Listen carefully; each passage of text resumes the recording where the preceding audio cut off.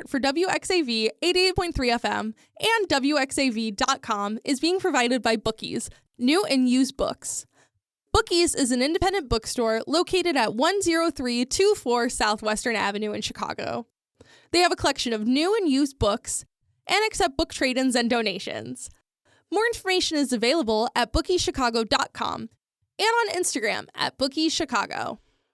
Support for WXAV 88.3 FM and WXAV.com is provided by Northwest Community Credit Union. Northwest Community Credit Union is located on campus inside the Graham School of Management and offers financial services for the St. Xavier community. Services include student credit cards, student loans, and other financial resources. More information is available at nwccu.com.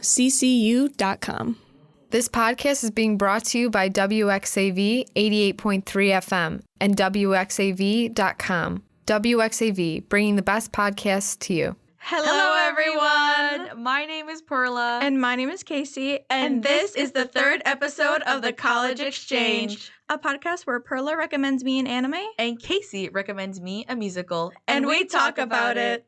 In honor of it being a Pride Month, we have a very exciting theme today. Gay!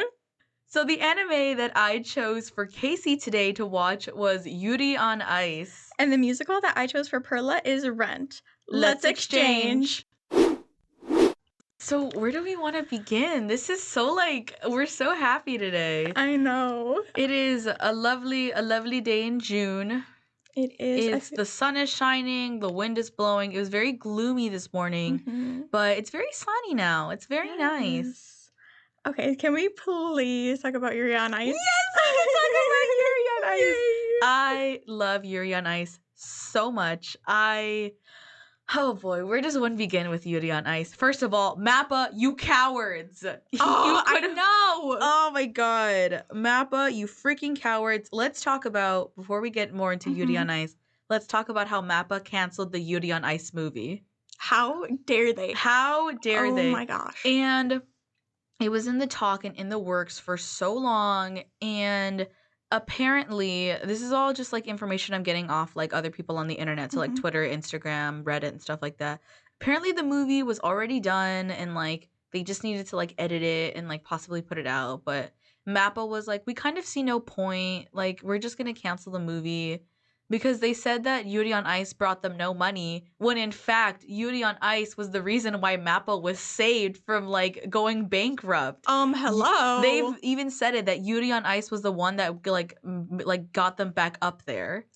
Then why not edit the freaking movie and send it out there? Yeah. We want to see it. It's so disappointing because Yuri on Ice is such a good... It's so good, and there's just so much they could have done with the movie. But, I will say there have been some things that have been popping up that have been getting people excited about the possible revival of Yuri on Ice. So, the Anime Crunchyroll Awards just happened. They happened, I think, a couple weeks ago. And they were reviewing the past winners.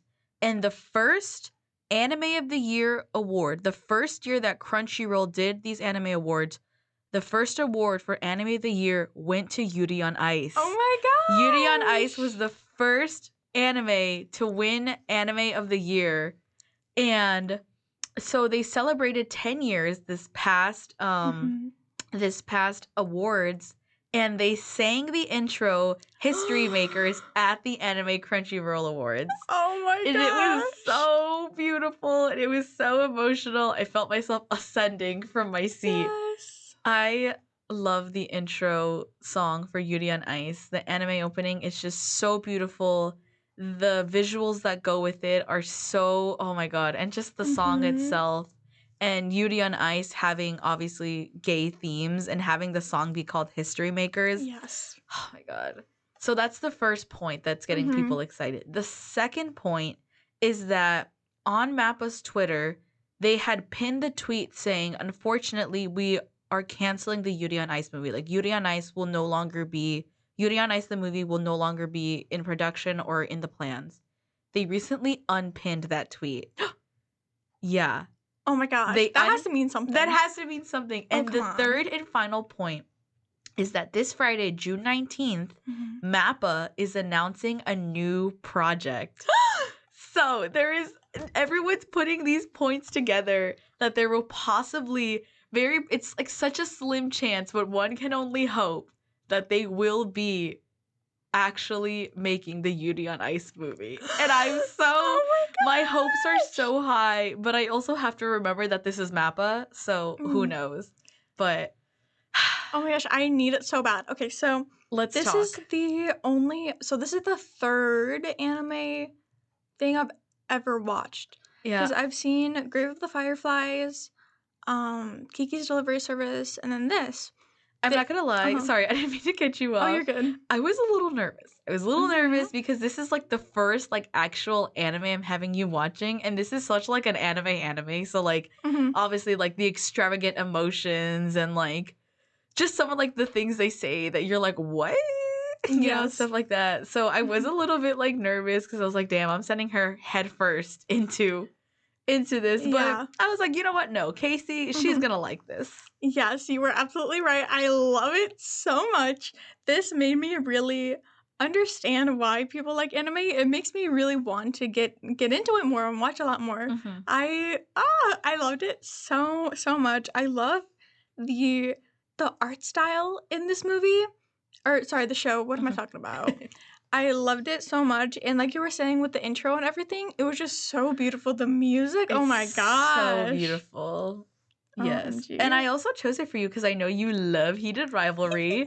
And I was like, a Russian figure skater, a Japanese figure skater. What is going on here? Oh, yes. I see some recurring themes. Yes, very much. That's why everyone always jokes that Yuri on Ice is the original Heated Rivalry when Heated Rivalry came. Kind of, yeah. In a way.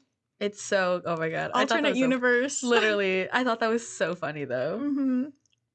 Okay, so where to begin? Where does one begin? First of all, everyone needs to get off Yuri's back. Why is everyone lifting his shirt and calling him a piggy? Oh my gosh, yeah! I was watching it and I was like, everybody needs to leave him alone. Literally, because I get that at the very beginning when, okay, he hasn't been home in 5 years, whatever.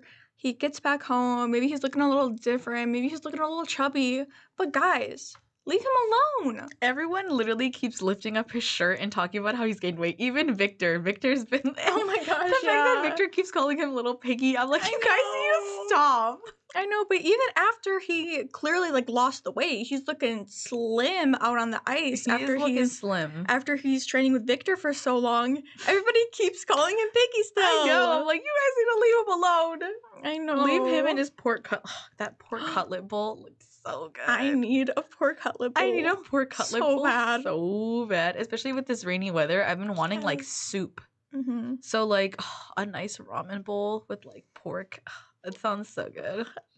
I've never seen something look more glorious on the screen. Oh my God. The food in anime is it's going to make you hungry. I can't watch anime on an empty stomach because that's where all their budget goes to. It goes into animating the food.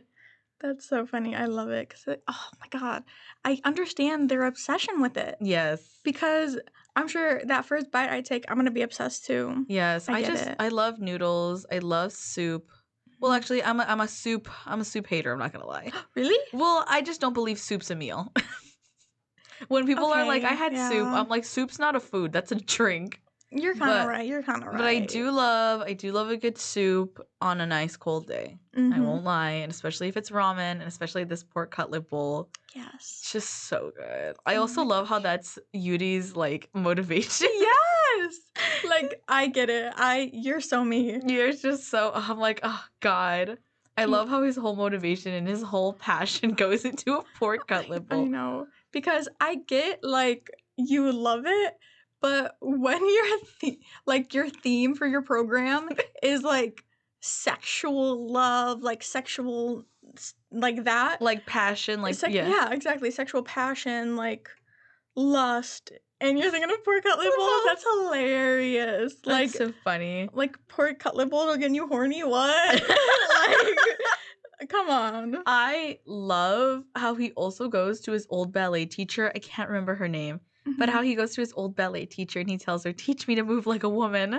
Yes! Oh my gosh. And it ends up working in his favor because he looks so Yes. elegant and he just looks so beautiful and he moves so smoothly. Yes, I literally clutched my pearls because yes, that was one moment of the show where I literally kind of gasped because yeah, he had a moment of realization where he's like, okay, I can't be the playboy. I need to be the woman. seductress. I was like, ah! He's knowing his place. He's realizing, which I feel like also is what kind of plants the seed that like Yuri is a little bit, Oh yeah, for sure. Because I feel like already with figure skaters, especially male figure skaters, everyone's obviously like, of course they're all gay, like they're figure skating. But we actually see that there is some like straight figure skaters. I mean, obviously, mostly some of the ones we interact with are gay, like Victor and Chris. Yeah. Oh my God, Chris! Don't even get me started on him. I hate him. Oh my! He just gets so into it that he needs to like it. He just gets too into it. Wait, can I ask you? Do you watch it in English or Japanese? It was dubbed in English. Okay, so what makes me laugh is that the voice actor for Chris in English is the same voice actor for a lot of like the buff macho male protagonists in the animes I watch. So in One Piece, he's Zoro. In Dragon Ball, he's Vegeta. So it just makes me laugh because he's this like buff macho like dude who like everyone thinks is like so badass and everyone's like, oh my god, like he's so cool. And then in this like figure skating show, he plays this like little saucy number of a figure skater. Oh my gosh, little saucy Swedish guy. His accent was killing me. I'm so sorry, but it was so funny to me. When I found out that he did Yuri on Ice, it made me laugh so much because he was like at a panel. And, he was, like, asking everybody. He's like, oh, what do you guys like me from? And then he, like, I think somebody said Yuri on Ice. And he goes, Yuri on Ice. That is such a fun show. That's such a fun show. Such a fun show. It just makes me laugh. Oh, my gosh. God, Chris is something. That was... It was so funny. Because what you were saying was that before I was watching it, you warned me that it might be like kind of fast paced. Yeah. It definitely kind of was in like the middle towards the end. Well, yeah, middle-ish. Yeah. But for a lot of it, it was obviously just like figure skating and stuff like that. And we got to see a bunch of other characters. But even though like some of them were good or whatever, I was like, I want to see Yuri and Victor. I know. That's also why I was a little bit hesitant to recommend you Yuri on Ice because I was trying so hard to find like other ones because I feel like Yuri on Ice, it's so good, but it left me so disappointed because it's like, Mappa, you cowards! I know. I was waiting for them to kiss, but they never did. Well, technically they did kiss and like that's censored. And that's also what made me really upset and kind of like sad is like how censored they are because obviously at the end of the day, like this is like a Japanese show. Yeah. So obviously they're very conservative. They are very much like it's not as normalized or accepted as it is over there as it is over here. So obviously at the end of the day, they still have to like censor themselves and stuff like that. Because Yuri on Ice was 2016. So yeah, gay marriage had just been legalized for a year. That's crazy. Oh my God, when I put that in perspective, that's actually insane. Yeah.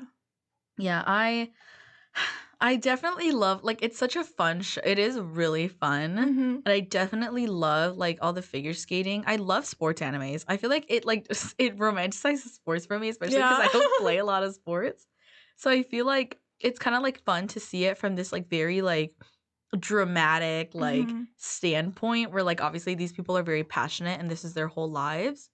And I love to see how, like, Yuri is kind of like a little bit like he's a little like meek and shy, but when he gets on that ice, he's so like, oh, he's so confident. He's moving all elegant, the little slick back hair and his no glasses. Oh my God, he looks so good. I'm like, Yuri, you look so cutie patootie. Yes. Oh yes, Yuri. Oh yeah, sorry. Yes. No, sorry, I keep cutting you Very off. good. Yuri turns into like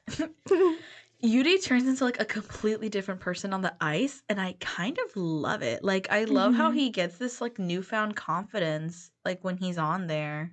Oh, for sure. Seeing his confidence grow over the course of Victor's training I love it so much because even though at the end he's still kind of meek in his own way, he's still very I would say introverted, Yeah. and he does still lack some confidence, but through figure skating and everything, and especially with getting Eros, Mhm. with Victor assigning that to him as his program, he really kind of got in touch with his confidence more. Yeah. Especially with Victor, who is very much like out Mhm. there and like very like in your face. I feel like that also kind of helped. I love that trope of like shy and like extrovert, like Yes. introvert, extrovert. Mm-hmm. I was gonna say, I think Victor is really gay for Yuri. I don't think it's Yuri who's Yeah? gay for Victor. I think it's Victor. Victor was immediately already off, like going at it Mm-hmm. with him. I feel like he was very forward, and Yuri was the one who was kind of like hesitant. I see where you're coming from. So, okay, at the beginning, I had no idea how this was gonna be gay. Mm-hmm. I was like, okay, who's who? Well, like, what's going on? Yeah. Because at first I thought I was like, maybe it's Yuri and Russian Yuri, but then I Yes. learned he's 15. Yeah. What? That's okay. That's crazy. I know. I thought Yuri was not Russian Yuri. Mhm. I thought Japanese Yuri was like also like 17 or something like that. Yeah, he's like 23, He's 24. 23 years old. He's a whole man. That's actually crazy. And then Victor's 27, right? Yeah. Okay. So that makes a lot more sense. Mhm. But one of my notes here, though, is that Yuri is so gay for Victor. Like, OMG. And I agree with you, though, that Victor is very, very forward. He's very flirty. Mhm. I think that's just kind of part of his personality in general. He's very, I'm trying to think of the right word. I don't know, he's very charismatic, Yeah. I would say. He's very much a ladies' man. A lot of the ladies Mhm. love him. Oh, yes. And I think that even with Yuri, that's still happening. Like, Yeah. he's still very charismatic. He does definitely, like, act a little gay. Well, a lot of gay, I would A lot say. of gay. I just remember the one part where he's like, so what are you looking for from me? Like, a father figure, like a little bestie, coach, lover. And then Yuri's like, no. I know, he's And like, that's no. And that's the only time he responds, which I think is funny. Yes. And how, oh Mhm. my god! And in that same moment, how Yuri was like, "There was this girl who tried to care about me, and I hated her for it." Oh my gosh, yeah. I was like, interesting. Oh my gosh, Yuri Yeah. has no riz. No, definitely not. No. Because he said that's been since like middle school. So Mhm. definitely those feelings. I think that's definitely kind of like, what's the word I'm looking for? Kind of like, it starts with an I. What's the word I'm looking for? Mhm. Implying. It's kind of Yeah. implying that Yuri kind of like hasn't been the best around girls, or like, Mhm. I guess romantically or emotionally, because obviously he has a great relationship. I forget their names.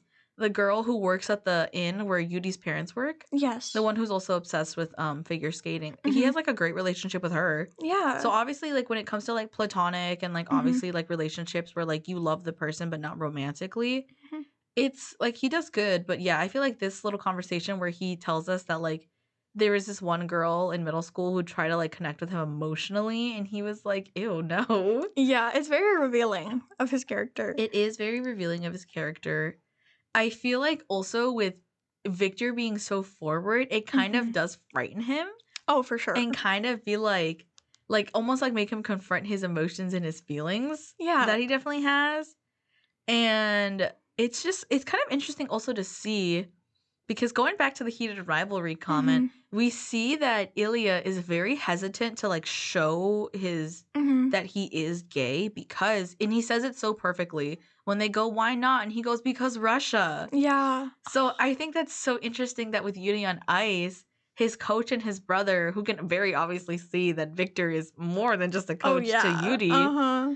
that they're kind of just like, they're disgusted by it, but not because they're both men, but because he's like, you're siding with the enemy. Literally, that's one thing I noticed about this that I thought was kind of off, because obviously, like, this isn't reality, Yeah. clearly, but that part, the fact that the way that Victor expresses himself and everything, he's very clearly like a little queer, Mhm. obviously. If not gay, he's bi for sure. Mm-hmm. But the fact that nobody really bats an eye, nobody questions it, his relationship with Yuri, even with them in their matching rings, Mm-hmm. saying, Oh my god, Mappa, you cowards! Literally, like, one of the guys, I forget who said it, but was like, one of my closest friends is getting married. Yes. And they're like in Spain and everyone's like so happy and cheerful. Yeah. Like no one bats a freaking, oh God. Mhm. Ah! You don't understand how much that means to me. I think I wrote it in the notes. I said the matching rings, Mappa, you coward. Yes. That really hit me. Like, oh my That gosh. scene, first of all, when they're already kind of bickering like an old married couple. Oh, yeah. When he's like, where did you put the bag? And he's like, it was right here. And they're like, all right, well, let's go back to the hotel room.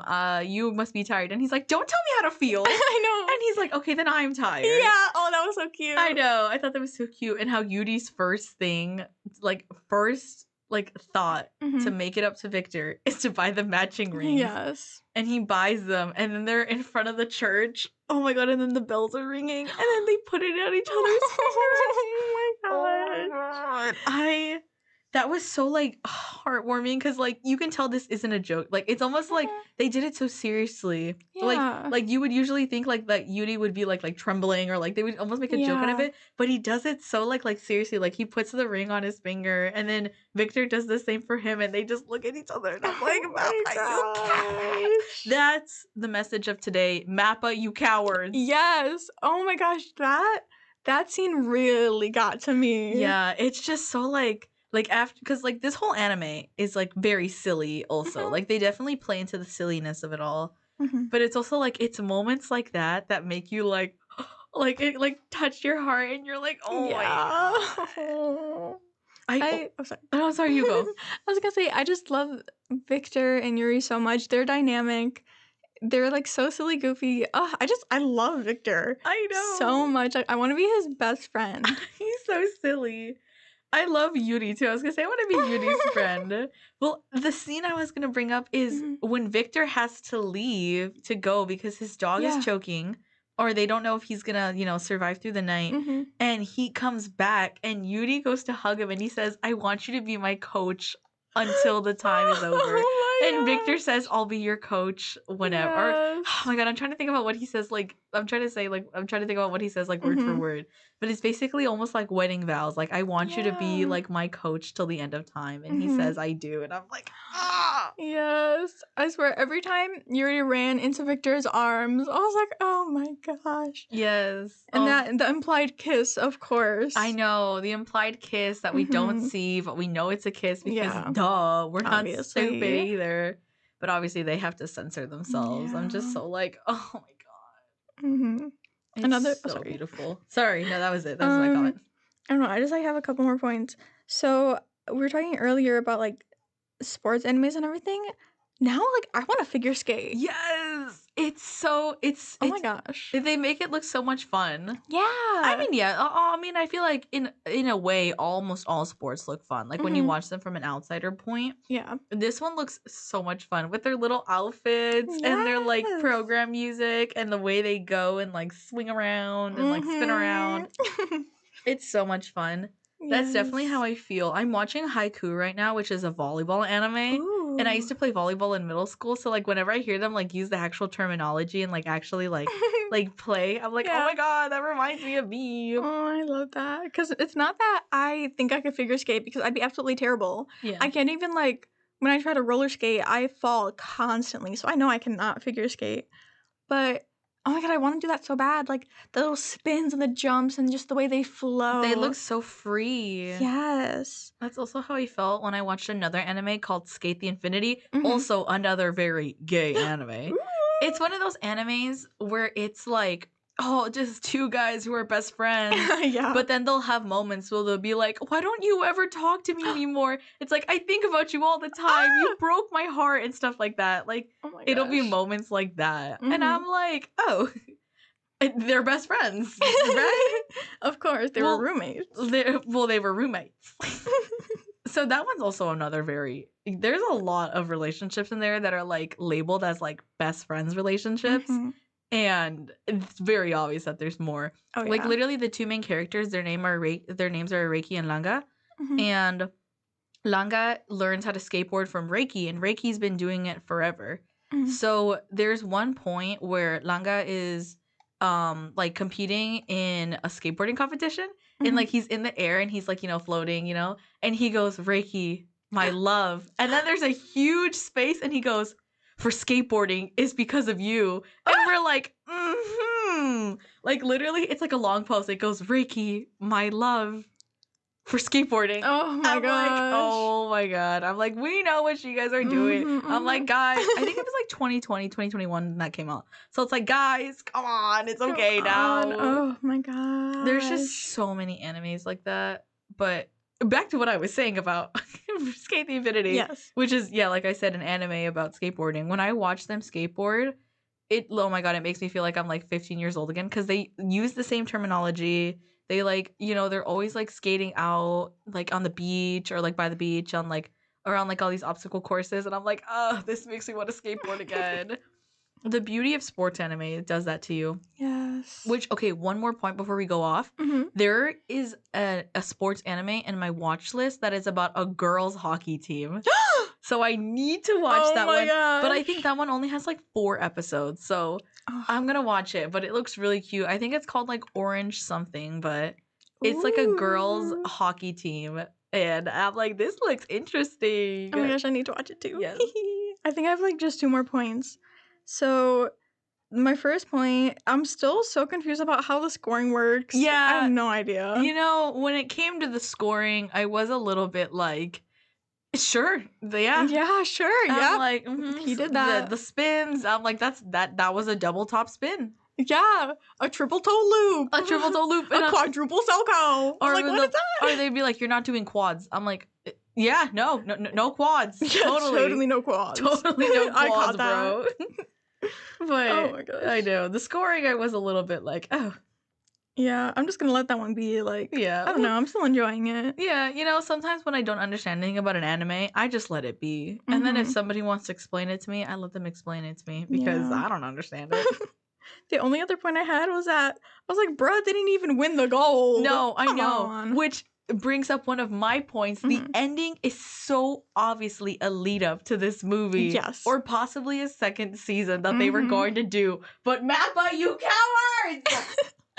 Mappa, you freaking betrayed us because you canceled the movie, even though the ending was so obviously a lead up. Yeah. With Victor being like, I'm gonna compete again. With Yuri being like, I'm gonna compete. Yeah. Like, Victor retiring to coach Yuri was obviously like the main thing also of the show because everybody was like, Yuri is this like all-time winning champion and now all of a sudden he's just coaching this little like, well, actually no, we do know that Yuri is actually a really good figure skater and he's actually very well known, but it's definitely out of the ordinary for someone like Victor to all of a sudden start coaching someone like Yuri and then all of a sudden like he goes back to roller skating. He goes back to figure skating. Like, this was such an obvious lead up. And only for them to freaking not. I'm so mad. I need more. I literally need more. I'm not going to lie. After I finished Yuri on Ice, I felt like disappointed and sad. I was like, they had so much more. Their story deserved more. For sure. There was a lot of animes that I watched that I wanted to recommend it to you because I was like, oh, she's going to love this. But it was just like, it just got too like complicated. Also like being like watching all of these and being like, wait, but what about this one? And what about this one? I was gonna have you watch A Stranger by the Shore, which is a very famous gay anime movie. But it was only like 58 minutes. Or it was only like, I think an hour and like 12 minutes. Oh wow. Yeah. But that one is a little bit confusing. That one, the plot is also very confusing. But that is where the famous TikTok audio comes from, where it's like, what are you thinking about? It's like, just thinking about out of all the things we could have chose to fear in this world, and we choose love. That comes from A Stranger by the Shore. And I'm like, oh. I need to watch it. That hits so hard, though. Like, because it's so true. It really is. Yeah. And it's so sad. Damn. I know. Well, anyways, let's get the spirits back up. Yes. Yuri on Ice, fantastic anime. If you haven't watched it, you should sit down, take a little watch. It's silly. It's fun. And it's just great. Yuri and Victor are great protagonists. They have so many great moments together, whether it be silly or like romantical. They just have, is that even a word, romantical? I don't know. We'll just say romantic moments. They have very cute romantic moments, and like the side characters are just so silly, so funny. Mhm. And it's great. The animation is amazing. Oh, The way yeah. they move during figure skating is absolutely phenomenal. Mhm. I loved it so much. So much. Yuri on Ice gets a 10 out of 10 for me. Yes, 10 out of 10. 10 out of 10 snowflakes. 10 out of 10 snowflakes. I've been wanting to watch it for so long, and I'm happy that you recommended it so I could finally watch it. Yes, finally it's done. That's all sometimes you need to do. Sometimes you just need to sit down and watch it. Yes. Now, shall we pay the rent? I think we should. All right. Good transition. Let's talk Rent. Yes. So clear this was your first time watching it. I would hope. I mean, This is my first time. I've only ever Okay. heard of Rent through obviously through shows and movies where they talk Mhm. about musicals. Yeah. But I've never seen it. I didn't even know what it was about. I genuinely was like, what is a musical called Rent going to be about? Yes. Little did I know it's about rent. It's about rent, pretty It's about much. rent, pretty much. Yeah. So which version did you watch? Because I know there's a couple different ones. I watched the 2005 version with Rosario Dawson and Okay. Idina Menzel. Okay, because the only one I've ever watched was the original Broadway performance from 2008. So, not the original, but, Mhm. the Broadway performance 2008 was recorded, uploaded to YouTube. Yes. That's the one I saw. But, yeah, I know that they have, the movie version from Mhm. 2005. But regardless, I really like Rent. It's not one of my top favorites, but I do Mhm. really like it. I think this is only probably the second or third time I've seen it before. Mhm. The original time was in my drama class in high school, but since then it always kind of stuck with me. Yeah. And the reason that I chose this one was because when we're talking about musicals, I mean, I think it's an appropriate statement to say that pretty much all musicals are inherently gay. Yes. Come Well, on. yes. Well, yes. So when picking out a musical for this episode, this one just automatically came to mind because of the various themes and having a lot of the main characters and main couples be queer. And considering this was a 1996 musical, and it became just such a cultural phenomenon because it kind of highlights the struggles and the realities of the HIV and AIDS epidemic, poverty, and also just about community and love. And I think that was so powerful. It's such a beautiful movie. I will say the message is so one of my points that I have Mhm. is I love how gritty ragtag Angel, Tom, Mark, and Roger Yeah. feel. Mhm. In the movie, there's a scene where they're just walking together on the subway, and it's just so cute just seeing them all walk together. I'm like, you guys are so Yeah. cute. You guys are just all friends. Yes. At first, it could be a little confusing what the character dynamics are, but it is established, I would say, fairly quickly. Yeah, I was gonna say it resolves itself fairly quickly. I was Mhm. gonna say when I saw Angel and Tom together, I was like, Mhm. are they gonna be a couple? And then immediately after, they sing Of a song course. about how they want to move in and be together, and I said, oh, okay, Yes. perfect. Oh my gosh, Angel's my favorite character. Oh my God, Angel, my beloved, may you ever rest in peace. Oh my god. On my notes, I have the picture of that cat that's screaming, Yeah. reaching its arm out, and I said, Angel, no! Literally, my beloved. And then my last point is, I'm gonna barf. They named the documentary after them. Yeah. Oh my God, Today for You. That's also on my notes. Today for You and Tango Maureen are fantastic. Tango Maureen is such an underrated song. Tango Maureen, that one immediately got me whew, this is good. Yeah. Got me shaking, moving my body. Yes. I would say so many of the songs on here are so good, but oh my god, Tango Maureen is, I would say, probably my favorite song, along with La Vie Boheme. Mhm. That one also La a Vie classic. Boheme is so good. It's so it's literally it also feels very ragtag and rebellious. Oh yeah, for sure. It's such an underdog anthem, especially Mhm. for everybody who's singing it, especially in Mhm. front of Benny. I'm like, oof. Yeah. I'm like, this is a statement. I hate Benny. I hate him. In my Benny notes, slander. in my notes, I have Maureen sounds like such a boss babe. Why are they trying to stop her? And then I think it was during Tango Maureen where Yeah. I put update. Maureen is starting to sound not so boss babe. Yes, you're so real, because at the beginning I was like, okay, I'm kind of loving Maureen. She sounds like an absolute babe. I'm like a Maureen is boss. sticking it to the man. Yeah. And then I hear about how Mark and, oh my God, I'm blanking on her name. Joanne. Joanne. I was going to say Lauren. That's her real name. I think that's her real actress name, Lauren. How Joanne and Mark, when they start doing Tango Maureen, and they start talking about how Maureen has these terrible tendencies and habits. Yeah. I'm like, something tells me that Maureen is not so boss babe. Yeah, perhaps not. Maureen is the Ramona Flowers of the world.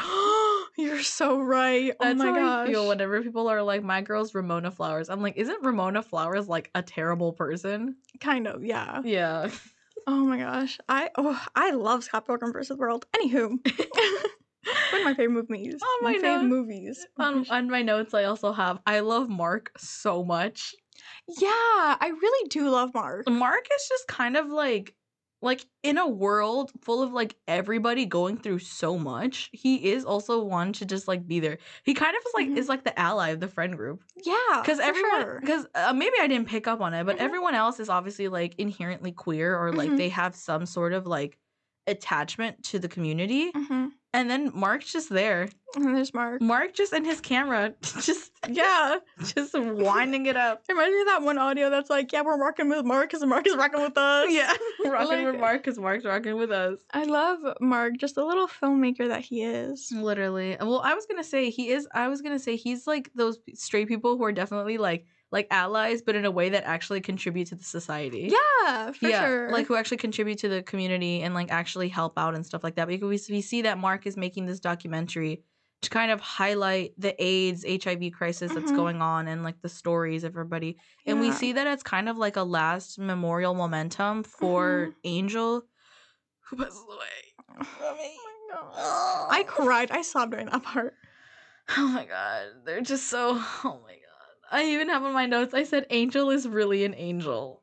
Yeah, truly, because also I feel like, okay, well, I don't know. I was gonna say something, but now that I'm thinking about it, I was gonna say there's not many like drag queens No. or like drag queen characters in musicals, but I mean, then there is Rocky Horror, there is Hedwig, but I don't know. I feel like this is obviously very different, especially considering that the context of everything of the musical and the characters, their dynamics.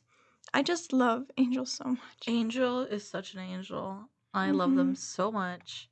I love how like comforting of a character they are. Oh, for sure. They're definitely always there for like other people, and they just bring such a warmth to the group that's so like, oh, I want to be friends with them. Definitely. I feel like amongst all the chaos, there was Angel just trying to be the mediator almost of the group, and we see that a lot. Especially there was a scene where, of course, Roger and Mimi are fighting, and it was a lot part Angel just trying to kind of be the mediator and kind of express the need for togetherness Yeah. and for love. And I feel like Angel just really is an angel trying to guard them. Like, oh my god, Yeah. when Tom sings about like, oh my god, you were my shelter, like I was your tenant. Oh my gosh, I cried. It's just so,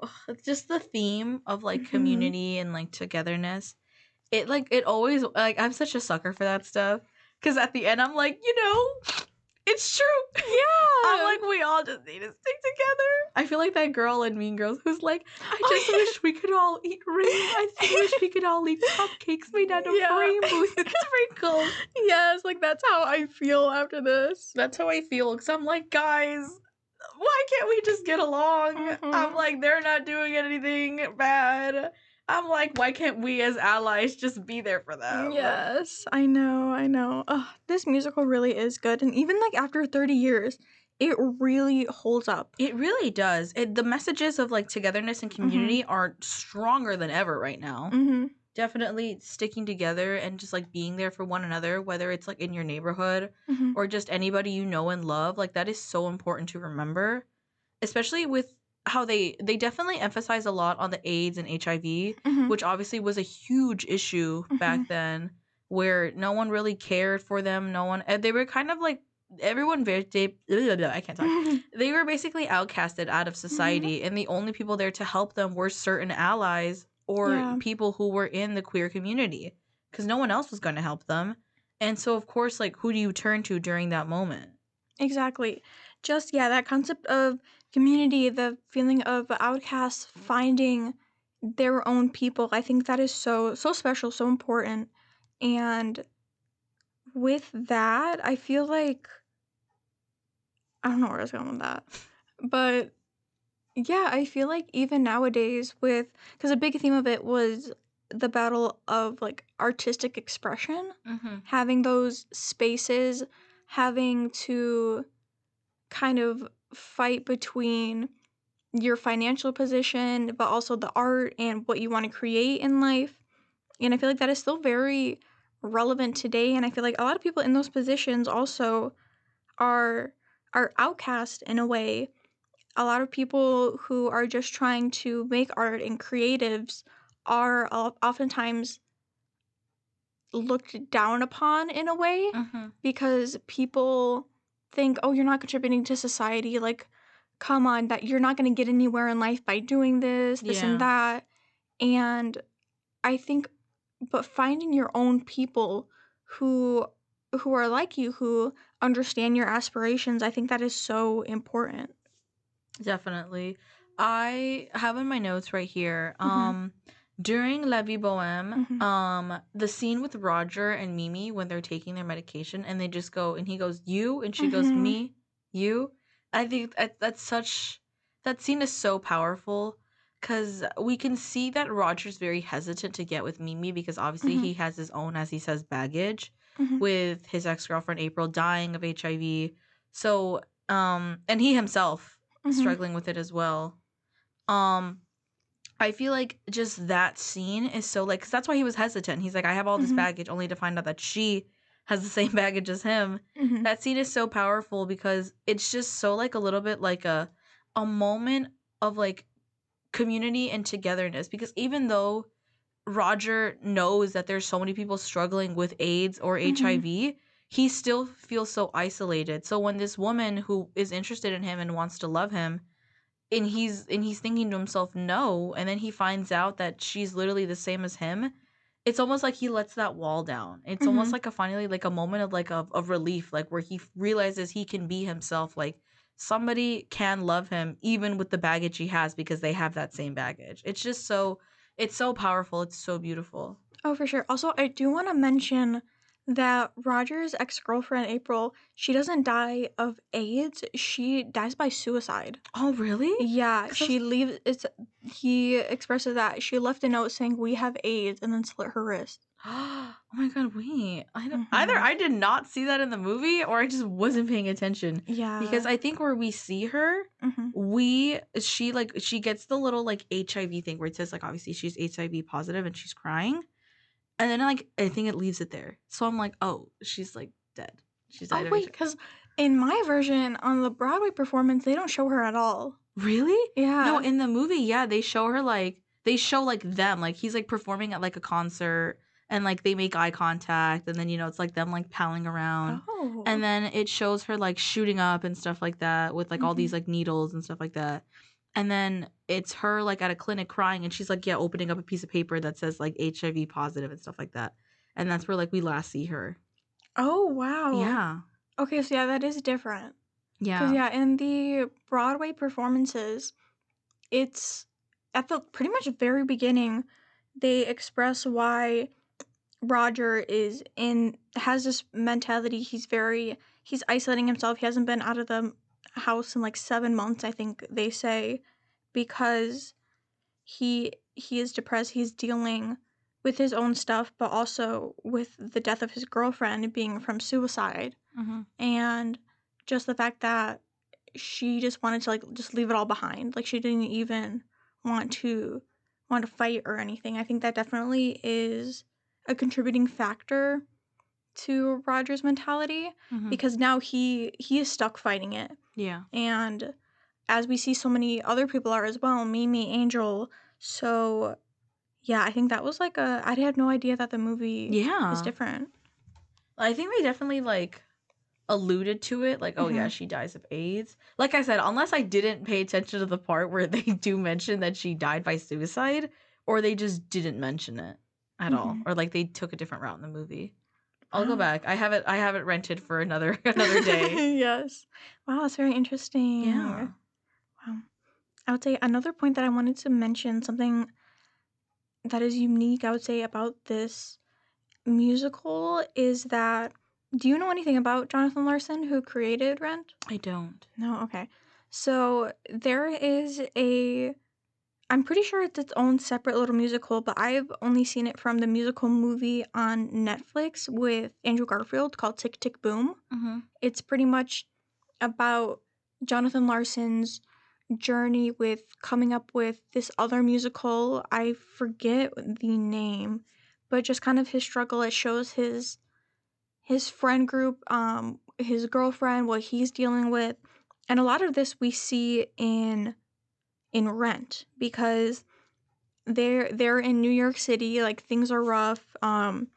There is poverty. Obviously, the HIV and AIDS epidemic is going on. The struggle with artistic expression and everything. So I highly recommend you watch Tick Tick Boom. It's so good. One of my all-time like favorite movies, I would say. But yeah, we see this journey with Jonathan Larson, and then it's like, okay, after this process is when he actually starts working on and creating Rent, but we don't see that. But Jonathan Larson actually passed away from an aortic dissection the morning of the musical's preview performance on Broadway. Oh my god. Mm-hmm. Oh So my... he never got to see it. That's so It like breaks my heart. sad. Yeah. Oh my god, that's devastating. Mm-hmm. Like putting basically your life's work into this and not even being able to see it. Oh my god, that's devastating. Mm-hmm. And like, it was kind of like a more sudden thing, but I did read that his father said like things kind of have to go on. Obviously, they weren't going to stop all this hard work that he put into this. Obviously, they still showed it on Broadway, and it had a very long run from 96 up until 2008. Oh wow. And I think that having this as his legacy is truly amazing, because it is a reflection of both what he lived and also so many other people's lives. Yeah, there's so many. I'm not even doubting that there's so many people who could possibly relate to Rent, who can see themselves in Rent. I mean, whether it be the struggle for artistic expression in a world where people won't let you express who you are, both sexuality-wise and art-wise, and living in a world that's against you and sees you as this like disgusting pariah when really you're just a human being trying to live. I don't doubt that there is somebody out there who can relate to that. I'm sure there are millions and hundreds of people. For sure.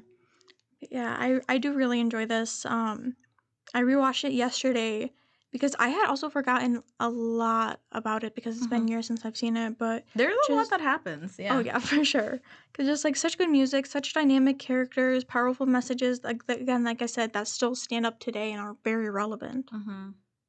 It's just, yeah, definitely. I mean, with AIDS, I don't think that's something that's ever going to go away. Obviously, that's something that's possibly going to stay in our world forever, or maybe not, maybe one day there will be a cure, and it's going to be something that's going to be able to help everybody and make the world a better place. I mean, the theme of community, it exceeds past people being queer and gay and stuff like that. I mean, even now in today's world, the way we're so separated by politics, whether it be by race or wars and stuff like that, the message of community and togetherness is something that kind of needs to stick with us forever, because it reminds us, like, in the current world we live in, all we have is each other. All we have is each other. All we have is community, and community is what's going to get us out of this. And I feel like that's something people forget about a lot, because a lot of people have the mentality of like me, myself, and I, definitely. Like the message, or not the message, the feeling of community or the need for community has definitely gone out the window over the past few years. Like, we definitely live in a world now where it's me, myself, and I, or like me and my family. I don't need to help anybody else, or like empathy has also gone out the window. All of that, kindness, joy, whimsy, all out the window. So I feel like, yeah, the message of community, the message of sticking together, the message of being able to express yourself, whether it be sexuality wise or art wise, it transcends being gay or queer. It transcends being all of that. It's basically not being afraid of who you are, whether you are straight, gay, transgender, all of that, whether you are struggling, whether you are homeless, whether you do feel like you're an outcast or you have nobody. I 1000% agree. That's so beautiful. It's such a good movie. It's so like I went on a little tangent there, but No, that was beautiful. Beautifully said. I feel like I definitely, ever since I was a kid, I've definitely been like a very big defender of like the LGBT community.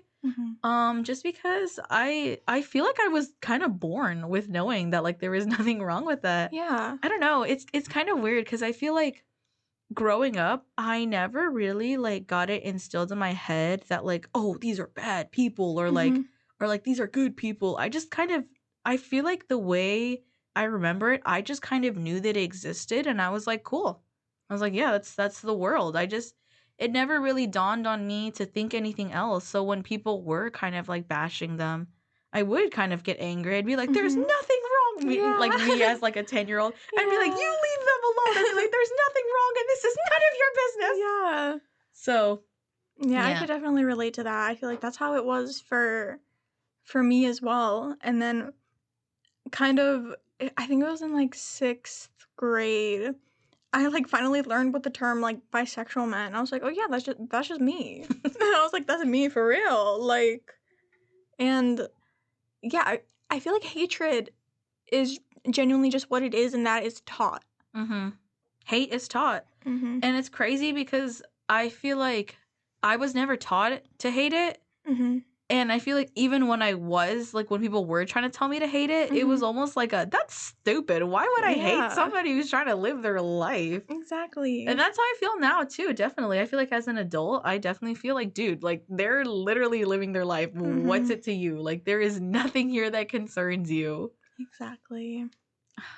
And it's just so like, yeah, just watching these back to back, it's just so like, and during June and seeing everybody just like express themselves, I'm like, guys, I'm like, just need a group hug, break bread together, and just love each other. Yes, 1000%. Yes, that's what this is about. That's what this is all about. Just whether you are gay, straight, man, woman, white, Hispanic, Latino, anything, we are all just people living on this world together, and we are all just going together one day at a time as well, and we all just need to love each other.